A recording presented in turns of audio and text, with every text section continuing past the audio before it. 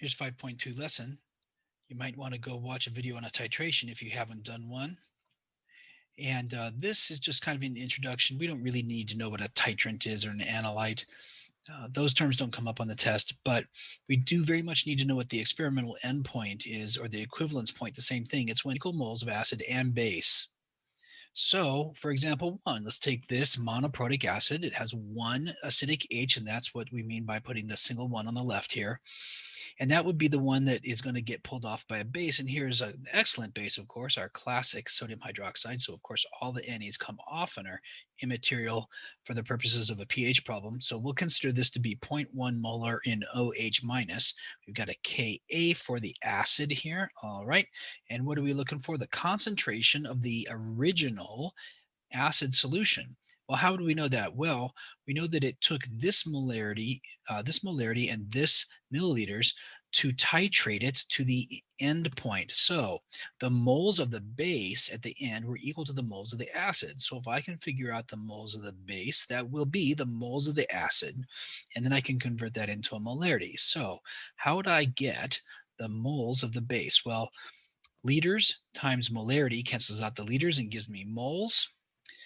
There's 1-to-1 because we know that this is the reaction. It's going to take one of these and one of those. You're going to probably want to write this out first, or maybe you can just visualize it in your head.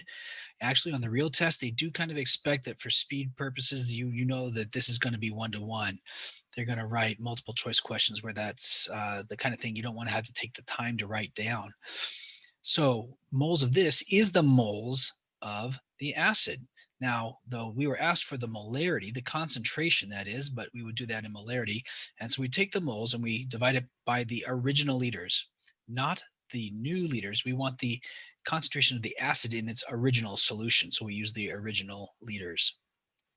Part B, we have a different set of figures for the acid, and we are looking for volume of base needed to titrate it to its equivalence point and its halfway point, and what are the pHs at those points.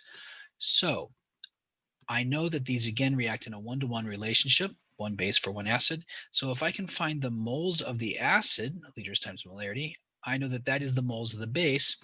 And when I multiply that by the inverted molarity of the base flipped, the moles cancel out and leaves the liters. Now I have the liters of the base that it took to reach equivalent moles, the equivalence point, so that the moles of this equaled the moles of that.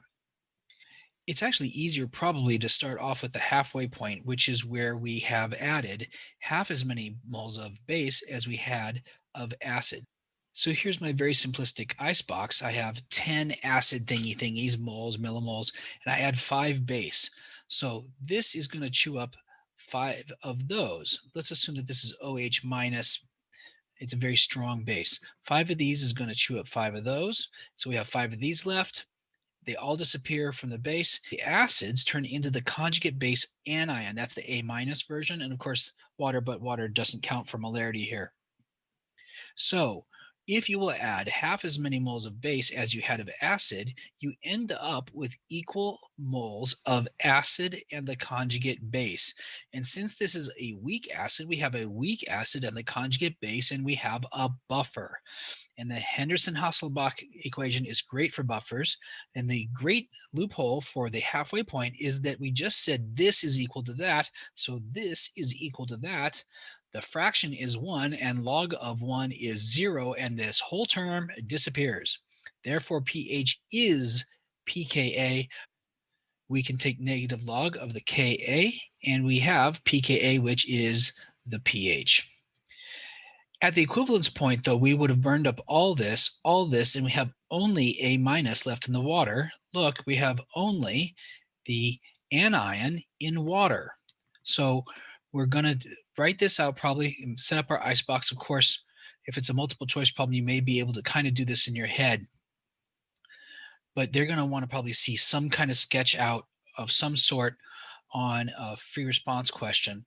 So we're going to need molarity, though. You cannot just use moles. And the reason is, if you've been doing these for a while, you are going to be able to spot that we're not going to have a fraction where we have liters over liters and they cancel out. So you cannot put in 9 millimoles here. It is not going to be reacting with an acid. It's just going to be taking the H plus off of water to form the acid. And so it's going to do that according to its Kb. Of course, it's acting as a base, isn't it? So it's going to destroy some of itself, turning into that. It's going to make equal amounts of those two. Whatever gets used up here creates the equal amounts of here and here. So this is our equilibrium amount. We do need Kb. We don't have it, so we'll divide Kw by Ka to get Kb.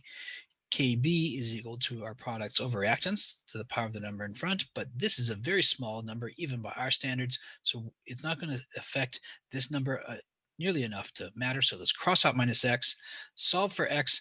X is this, and that is OH minus. Negative log of that gives me POH, and 14 minus that gives me pH.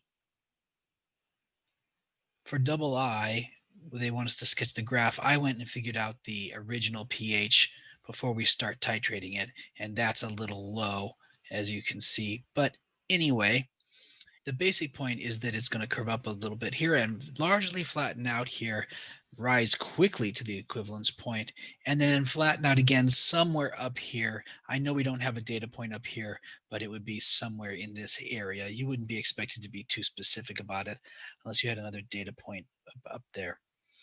This illustrates why the half equivalence point is a great place to set your buffer, though, because it's in the middle of this relatively flat spot. And look how much, base you can add without affecting the pH much at all. So if we had more moles of both acid and base at the halfway point, would the pH change? No, because if they're both equal, then this fraction in the Henderson-Hasselbalch equation is still 1, log of 1 is 0, and the pKa would still be the pH. So it doesn't matter how much buffer you have, if you have equal amounts, if you have the half equivalence point, then the pH remains the same. Well, then would the solution at the halfway point be more or less effective buffer? It would be a much more effective buffer if you had much more of it, because what it would do effectively is take this graph and stretch it out to the right. The pH would remain the same, but with more moles of buffer, it would be even harder to push around. You would have to add even more base to it to hit this point where it spikes toward the equivalence point. If you have more moles of buffer, you have to add more to it to get it out of its flat spot. Its flat spot is effective over a much wider range because it takes more moles of added acid or base to push it out of its flat spot.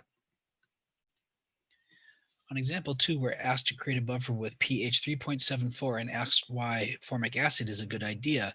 Well, the best buffers are made with the equal moles of the weak acid and conjugate base, or vice versa, and the Ka of formic acid is this, which means that the pKa is that which is the required pH. So when we use equal moles of the weak acid and the conjugate base, we're going to get the pH requested. So this is an excellent choice for this pH.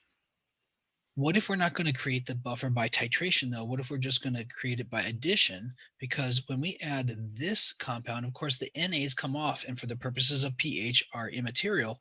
So let's just cross that out mentally. And we're adding then the anion, the base version, and we're going to add it to the acid version. And remember, the fundamental point is not that you have to titrate it to get to the ideal buffer point. The point is that these two numbers should be equal. So if we're not going to destroy some of this to create that, then let's just add equal moles. Let's add equal moles of this, equal moles of that. So we have the information to find the moles of the acid version. This will give me moles of the acid version. So let's add just equal moles of the anion base, and we'll have a situation where we have the Henderson-Hasselbalch fraction being 1, log of 1 is 0, that whole term disappears, and the pH will be the pKa. And that will be our ideal buffer when these moles are equal. So let's just add the moles of this that are equal to that.